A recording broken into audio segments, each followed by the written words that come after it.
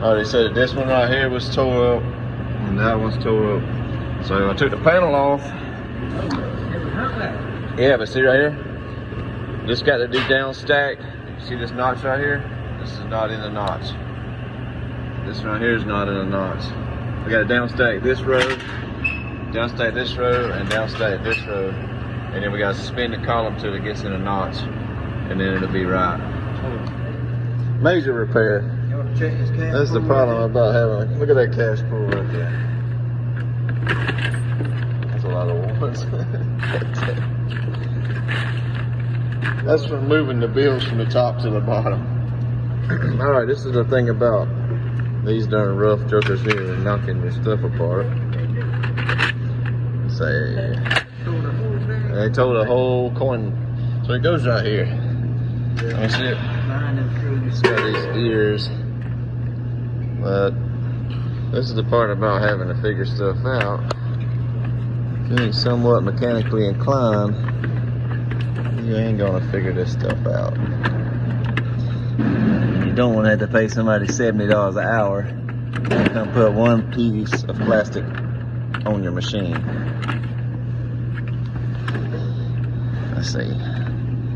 I see change down in there too. I'm about to get some tools and fix this.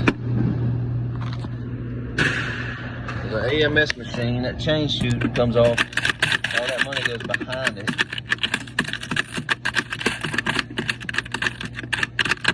Look how much money I scraped up from behind it. Coin chute. AMS coin chute. That's what it is. It's got a washer. I see that washer, but I can't hardly get the thing behind the washer. There's the go.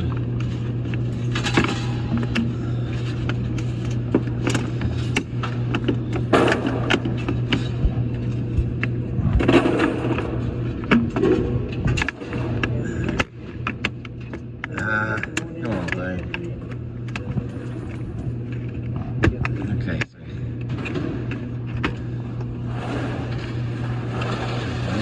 Chute going back on for temporary until I can get back to the screwdriver, nut driver. I gotta hang this back up. See the 3 pins? 1, 2, 3. They match up on the back. 1, 2, 3. And you just hang it.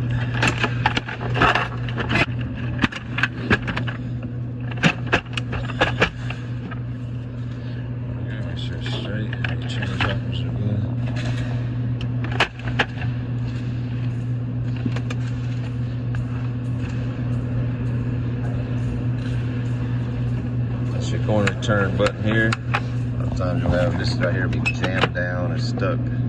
That's what makes the coin return open. When this is open, shoots your coins back. Bill validator. Make sure there's no jam bills. And back on.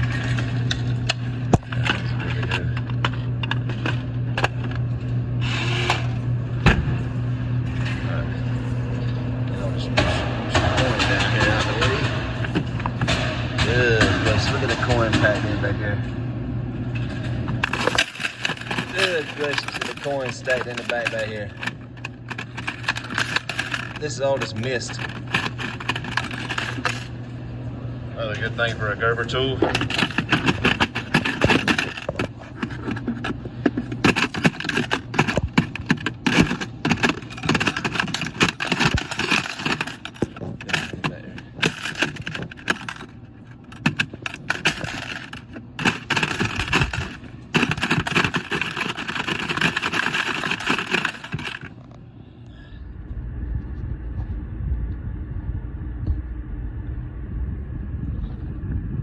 Work out of trailers.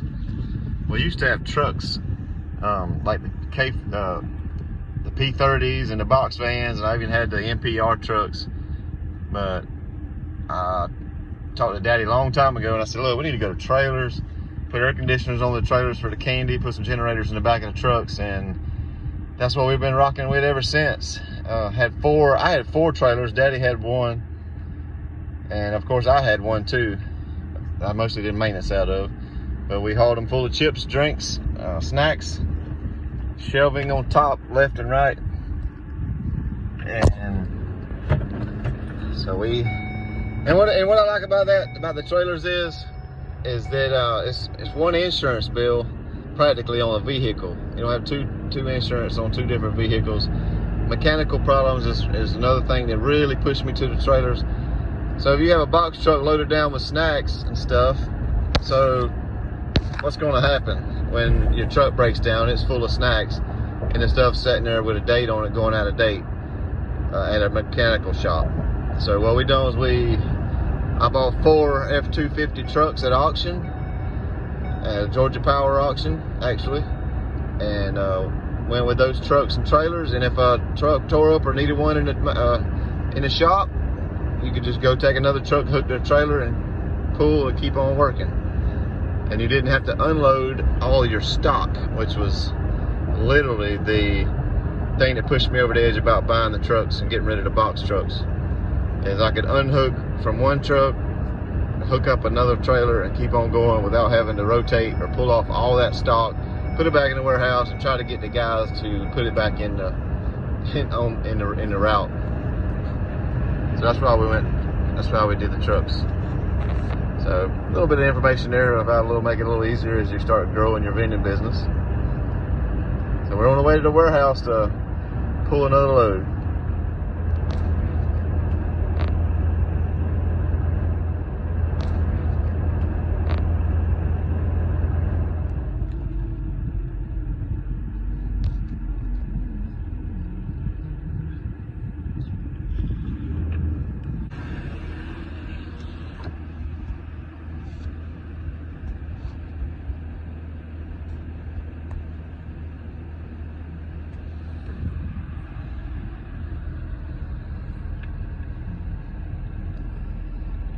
This is my driveway.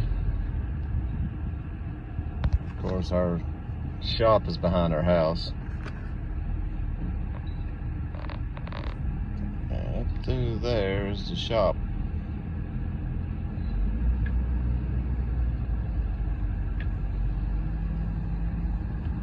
Got my bird feeder gate in her.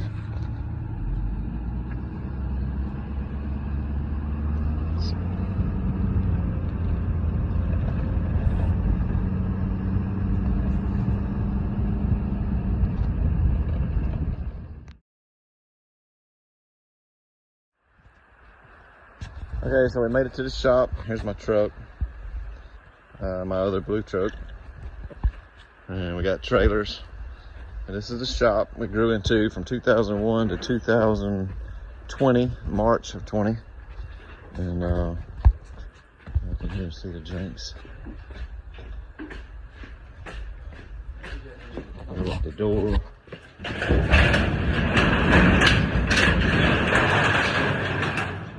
That's my shop.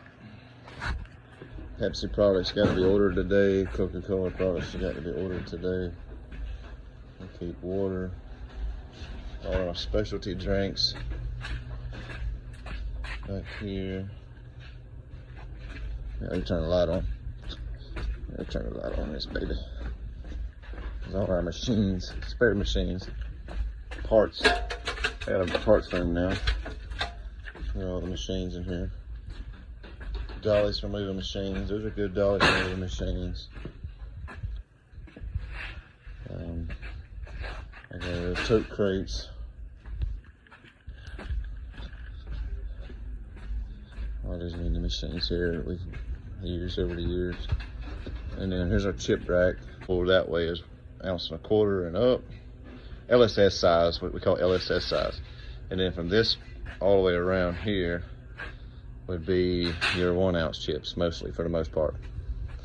We're getting low on stock too, so we gotta do an order today. This is where we would put the crates on here and we would pull the orders. I'll show y'all that. There's my walk-in freezer that we shut down after I sold the company. We had full of pastries, stuff like that. I just got it airing out now to keep it open and dry. But this thing used to be slam packed full of food. Now we keep pastries in a cooled 2-door unit, just for the heck of it. You don't have to do that, but we do it. And over here is my candy room. Hey, I love ABC. This is an old route schedule. When I first started doing it on paper, I just kept it for memory's sake. It's an old route schedule. But here's our candy room, air-conditioned candy room. We normally keep crackers and chips over here. All our candies over here would be in these totes, and this is when we were doing our pulling system. We would dump the candies in these totes. The guy would, whoever's my warehouse manager, would come in, or myself, and we would literally just pull the tickets. Planograms. I don't know if you ever heard the term planogram, but this is what a planogram looks like. This is a planogram here. All these are planograms that are printed planograms. It's got actually the whole, every row and every price, what the chip is. The bottom left corner, if you see that bottom left corner, it's got a little box on hot and honey curl 1 ounce. You got an 8/10. 8 is what the par is set for the, say the owner of the company says it wants it filled to 8, but it actually hold 10. That's what that means. And then you'd have your price. So when you were planogramming a machine, a computer, that's what you would do, because that way your route driver will know, oh, he wants it filled to 8, not all the way full. And that's going to vary on each different location that you have. Because see, this holds filled to 10 on the M&Ms, 10, but it'll hold 15. But stuff like that. Planograms are how we actually pull the tote boxes. And these are micro market items here. Larger bags of M&M's, Skittles, that type of thing. And some honey buns. Oh, this is our coffee, part of our coffee service we got into. We do a little bit of coffee service for some few larger plants. I'll tell you about that either. It's easy money to pick off when you're getting your vending machine set up, especially when you're investing a lot of money in their vending. You can easily pick up a little extra money by doing their coffee. And just provide them with, sweet and low, different things, coffee, creamer, sugar, straws, just the whole deal. So yeah, so this is the warehouse. Okay, you see how the freezers are listed, commercial use or personal use. We have in various places in the warehouse. Because I own the company, I have some personal space in here. But that has to be listed like that because the Department of Agriculture actually comes and inspects vending warehouses. And actually you're supposed to register with the Department of Ag to even be doing the vending business. I didn't know that until about literally 20-25 years into it. My dad's been doing it for 30-40 years, and I never had been inspected by Department of Ag. But somehow or another, vending is a part of the Department of Ag, and they have to come and inspect and make sure you got food. Make sure your food's not touching the floor. It's up off pallets. If you notice, everything's up off the floor. And they like to see that right there in the cooler. And you notice in here, I use Coca-Cola crates to keep my candy off the floor. So, if you noticed down here, everything's off the floor and up off the shelves. So that's the Department of Ag thing. Just FYI.